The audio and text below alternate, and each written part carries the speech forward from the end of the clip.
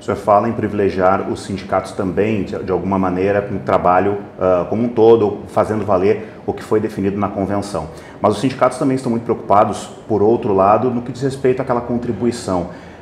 Como é que vocês estão trabalhando, como é que vocês estão administrando toda essa polêmica que se cria?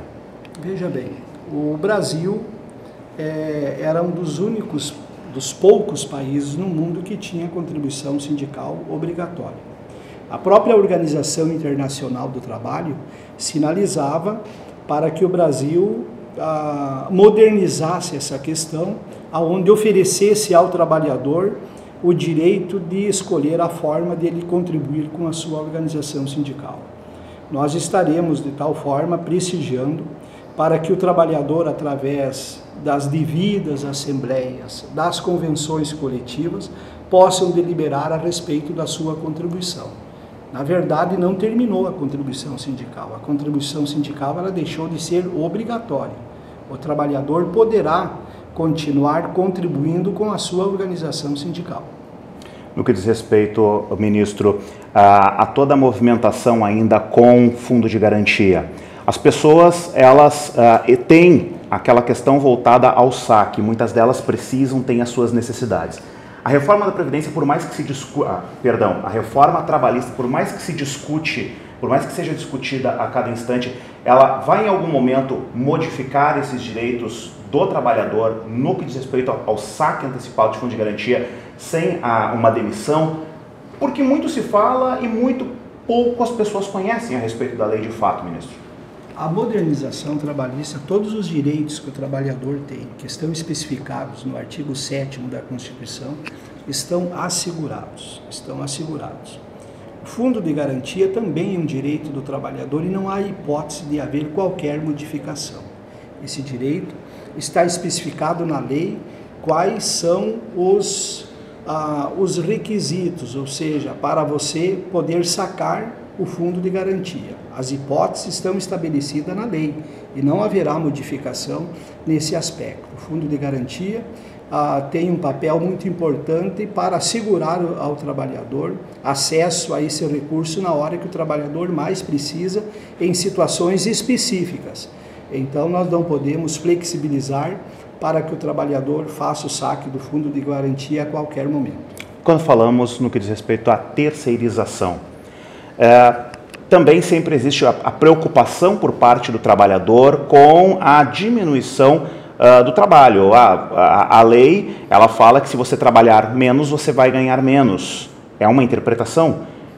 Como é que se trabalha isso de maneira que dê tranquilidade? Porque a garantia, o preto no branco vai definir. Agora, a tranquilidade, acalmar a população, acalmar as pessoas nesse sentido de que não é porque foi estabelecida uma lei de terceirização que as pessoas correm um risco no emprego. Como fazer isso? A terceirização é um fenômeno global e uma realidade no Brasil. Nós tínhamos em torno de 13 milhões de pessoas nessa modalidade, nesse setor de trabalho, e uma outra parte dessas na informalidade.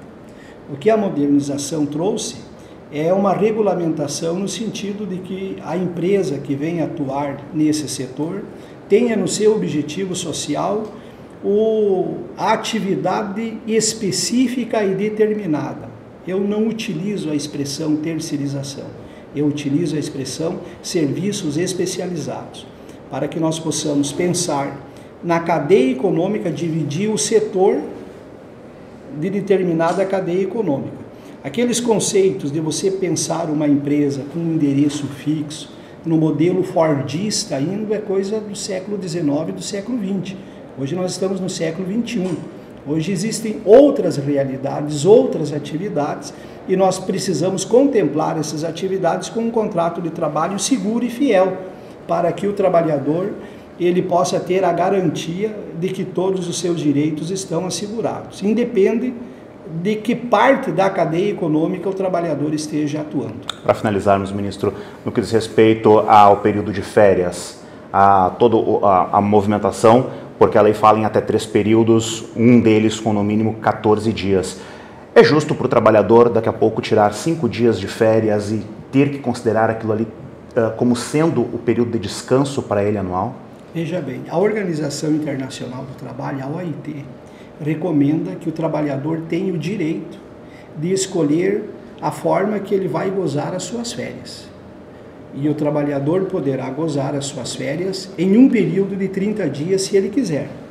Ele poderá gozar em 3 períodos, desde que um dos períodos não seja inferior a 14 dias, desde que um dos períodos seja de 14 dias e um dos outros períodos nunca seja inferior a 5 dias. As férias que o trabalhador vai gozar não é 5 dias. As férias que o trabalhador terá direito de gozar é 30 dias. Se o trabalhador entender que é mais vantajoso para si, por exemplo, tirar 14 dias de férias, 15 dias de férias no final do ano e depois lá no meio do ano, quando seus filhos entram em férias, o trabalhador quiser tirar o outro período nessa data, o trabalhador poderá ter o direito. A modernização trabalhista, ela vem numa direção de proporcionar ao trabalhador escolher a forma mais vantajosa dele usufruir dos seus direitos. Quem disse que o trabalhador ia perder algum direito com a modernização trabalhista vai ter que começar a se explicar, porque o trabalhador vai continuar usufruindo dos mesmos direitos e o principal é que nós teremos milhões de empregos gerados nos próximos 2 anos por consequência da legislação trabalhista. Mas se a empresa não liberar esse período para o trabalhador exigir os 30 dias para a empresa e a empresa não quiser fazer, como é que funciona? O trabalhador, prevalece a vontade do trabalhador. Se o trabalhador quiser gozar as suas férias de 30 dias, prevalece a vontade do trabalhador. O que está sendo permitido é de que, se houver acordo entre as partes, depois lá no futuro, numa possível demanda judicial, esse acordo será respeitado.